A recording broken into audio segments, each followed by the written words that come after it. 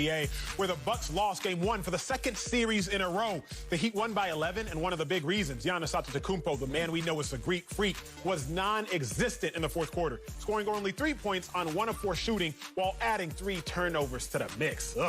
We're joined by Fox analyst, my guy, Chris Broussard, CB. But Marcellus, I'm coming to you first. Should the Bucks be worried that Giannis, he ain't a closer? Yeah, it's unfortunate, too, because this is a guy who's going to be walking the planet. Only 2 other guys has done what he's about to do, which is win Defensive Player of the Year and MVP in the same season. But still, as I learned in the NFL, everyone has a scouting report. And no matter who you are and how great you are, there's a positive side of that sheet and a negative side of that sheet. I saw the one on Peyton Manning, and it blew my mind that they can even list that many things against Peyton Manning. And the list is starting to grow on Giannis. I think the aura of invincibility was broken last year. It just seems like when this team lost to the eventual champions in Kawhi Leonard and the Toronto Raptors, but they were up 2-0. And then you have the MVP up 2-0, and you can't even push that to a Game 7. Think about that. Basically get swept out from being up 2-0. And that was the first time people said, oh, wait a minute. Kind of like a Mike Tyson and Buster Douglas moment where people are now not kept at bay. They're kind of stepping to you with a little more confidence. And we're seeing it right now. We started with Orlando, Game 1. Orlando like, we ain't scared of y'all. And then they got beat up. But now we're seeing Miami, who is more loaded than Orlando, saying we're not scared of you either. And I think it's all really just shots at Giannis saying, hey, we love your game. We know you're expanding your game and growing your game, but we still smell blood in the water. I think that it is time to start fearing that he may not be the closer. Marcellus, this one pains me, my brother, because I call him the Greek Freak. He's really my Nigerian brother. Say it. See, but Giannis, he's not a closer. I first, CB, I got my suspicions August 2nd. The Bucks were playing the Rockets. I'm sitting at home and I'm watching the game. The Bucks are down by 1. Giannis, you just got to make a play. What are you doing? Turns it over. So then my eyebrow was raised, CB. But now this past game, 111-104, you have to make a play, MVP. You have to. And it looks like you're a fish out of water trying to be the primary ball handler, trying to create your own shot. I'm not just going to judge off last night and have some sort of recency bias as to saying Giannis isn't a closer. But when you look at last year, like what Marcellus said, then you look at this year, not just last night, but going back into early August when, again, the Bucks needed him to deliver, he's making some plays that aren't MVP-esque. He's doing some things consistently that aren't MVP-esque. And I know what you might say, Acho, you just showed me 2 plays. But remember, the game was 1-3. He's shooting free throws, and he goes 0 for 2. So now it's 104-90. And score again, and now the game is essentially out of reach. So had Giannis hit them 2 free throws, all of a sudden it would have been a 1-possession game at 106-103, completely different ball game with a minute and change left. So although it hurts me to say, Giannis, he's not a closer right now at this stage in his career.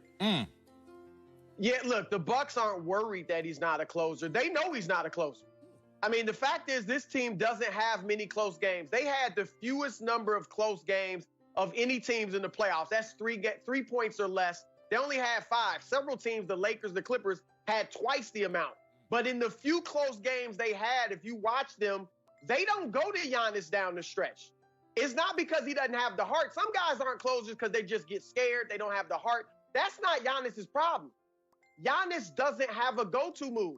Giannis doesn't have a consistent mid-range jumper, and we know he's a relatively poor 3-point shooter. So once a team walls off, closes down those straight line drives, look at that.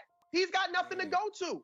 And that's the problem. So what the Bucks do at the end of games is they go to ball movement. And whoever gets the open shot takes it. It could be Kyle Korver. It could be Burke Lopez. Let me ask you this, CB. It could be Chris Middleton. Let me ask you this then. Let's get back to the question at hand. Should the Bucks be worried he's not a closer? Remember, and you know far better than I, in the playoffs, it's not going to be these blowouts that the Bucks are used to playing in. It's going to be a lot more tight games where sooner or later, like we saw Chris Paul last night, 98-92, hits a tray. 98-95, hits a tray, tie ball game. Sooner or later, you need a guy over you need ball movement. Should the Bucks therefore be worried that their best player about to win MVP isn't a closer?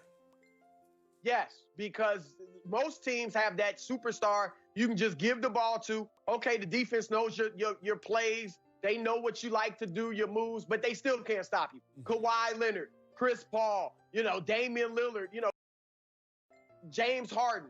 They can't do that. What they're going to have to do is find ways to get Giannis the ball. I don't think at the end of games, they need to have him bringing the ball up court and just trying to drive into a wall, which you saw some of these highlights. They're going to have to get him moving, set some screens for him where he can be moving, flashing into the lane or across the lane or toward a block and get it there, maybe get it at the elbow, and then make a quick move and try to score in the paint. Because otherwise, they are in trouble. Now, I still got them in 7 winning this series, but an upset is very, very possible because they don't have a close. Last thing I'll say, a Hall of Fame player who's very active in the league now told me, believe it or not, last week, he said, I think Giannis is a number 2 guy because he doesn't have that. He was in that boat. You need a GOAT. That's why Kawhi is such a great closer, because he can get to that mid-range at several spots on the floor and get a shot anytime he wants. Unfortunately, at this stage, doesn't have it. I need that Hall of Fame player to say his name so we can talk about that. Coming up, we're a little more than a... Welcome back to Speak for Yourself. Uncle Jimmy is off. He'll be back tomorrow. The Saints are at camp right now without their star running back, Alvin Kamara. Kamara has been unexcused since Friday, and all signs point to a holdout until he gets a new contract. Ooh. Now comes news from Josina Anderson that the Saints are open to trading Kamara. Sacha, you question the timing of Kamara's holdout? It is a little shiesty, shall we say that. But remember, around this time, around 1,100 players are usually getting cut on Black Friday in the NFL after that final preseason game. So Kamara's just giving the NFL and the organization a little taste of their own medicine. But they better find a way to make it work, because although Kamara was banged up a little bit in recent history, when he's healthy, dude is a superstar on the level of the McCaffreys of the world. I'm not a holdout person, but if you're going to hold out, do it at the worst time for the organization.